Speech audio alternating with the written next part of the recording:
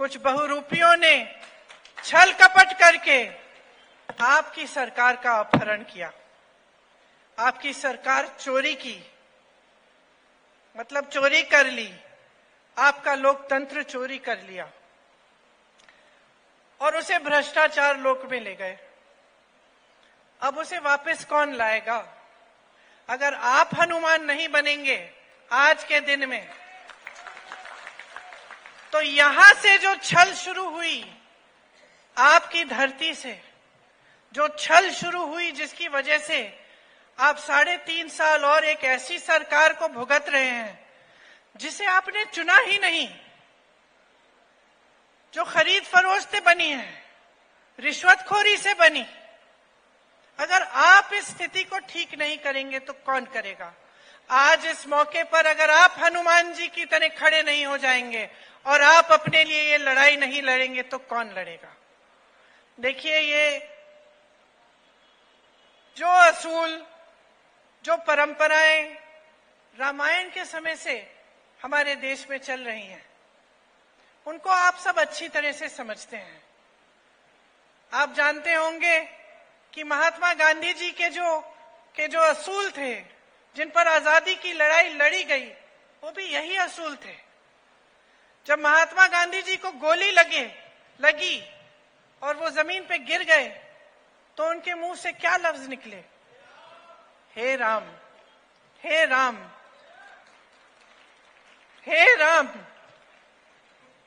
क्योंकि महात्मा गांधी जी उन्हीं असूलों पर जिए जिन पर श्री राम जी जिए थे।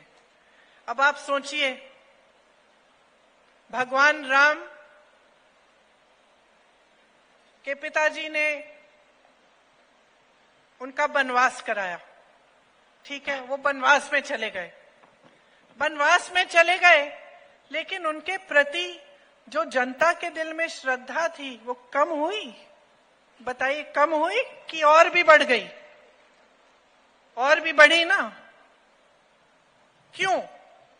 क्योंकि भगवान राम के चरित्र में जनता ने ये देखा कि इनके दिल में हमारे प्रति श्रद्धा है।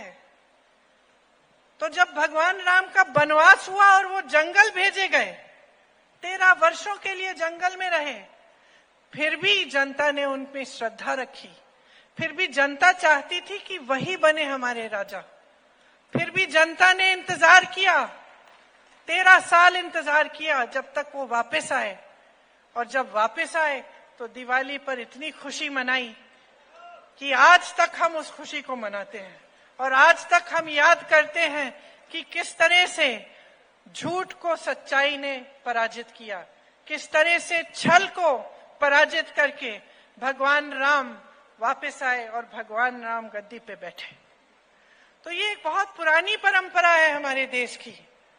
और जब हम राजनीति की बात करते हैं बहनों और भाइयों, तो हमें हमेशा नेता में, राजनीतिक दल में, नेता के व्यवहार में, सरकार के व्यवहार में ये जो असूल हैं ये ढूंढने चाहिए। हमें समझना चाहिए कि हम जो राज कर रहे हैं उनके दिल में क्या है हमारे लिए। क्योंकि देखिए, जब गांधी जी ने आजादी की लड़ाई लड़ी, और सिर्फ उन्होंने नहीं लड़ी, आपके पूर्वजों ने भी लड़ी उनके साथ, आपके दादा दादी ने, आपकी नाना नानी ने, मेरे दादा दादी ने, सबने लड़ी ये आजादी की लड़ाई। सबने खून दिया, अपना जो था वो दिया। मैं छत्तीसगढ़ गई थी अभी कुछ दिनों पहले, तो वहां मुझे पता चला कि वहां की महिलाओं ने अपने जेवर दिए थे आजादी की लड़ाई के लिए। तो सबने, जो भी देशवासी है आज जो जिंदा है, उसके किसी न किसी पूर्वज ने ये आजादी की लड़ाई लड़ी। तो उनके प्रति भी जो हमारी श्रद्धा है वो यही बताती है कि हमें जो अपनी देश और प्रदेश की राजनीतिक परिस्थितियां हैं, जो अपने जीवन की परिस्थितियां हैं, उन्हें समझने की बहुत जरूरत है। जब तक हम ठीक ढंग से समझेंगे नहीं तो हमारा वोट ठीक जगह जाएगा नहीं। अब आप देखिए, कोरोना का कहर था, आपके यहां से स्वास्थ्य मंत्री थे कौन थे? सिलावट जी थे। कोरोना चल रहा था, कोरोना के समय सिलावट जी कहां थे? किसी को याद है?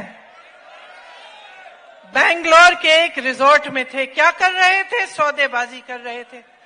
किस चीज की सौदेबाजी कर रहे थे? आपकी सरकार की। कर रहे थे कि नहीं? स्वास्थ्य मंत्री थे, उनकी जिम्मेदारी थी। कोरोना चल रहा था, तबाही मच रही थी। हर जगह आप ऑक्सीजन के लिए तरस रहे हैं, वो बेंगलोर में बैठे सौदा कर रहे हैं। उनकी जिम्मेदारी थी। जब वो शुद्ध के लिए युद्ध का जो आपने छेड़ा था कमलनाथ जी, नारा कि मिलावट रोकनी है, सिलावट जी क्या कर रहे थे? सरकार में मिलावट लाने की बात कर रहे थे। तो अच्छा हुआ चले गए, अच्छा हुआ चले गए, क्योंकि ऐसे नेता जो आपके जनमत को पैसों और धन को इस्तेमाल करके आपके जनमत को बिगाड़कर एक ऐसी सरकार ला सकते थे आपके प्रदेश में जो आपका नुकसान करे, अच्छा है दूसरी पार्टी में चले गए। और शायद अगर आप अपना वोट विवेक से देंगे तो और अच्छा होगा, वो थोड़ा सा सबक भी सीख लेंगे।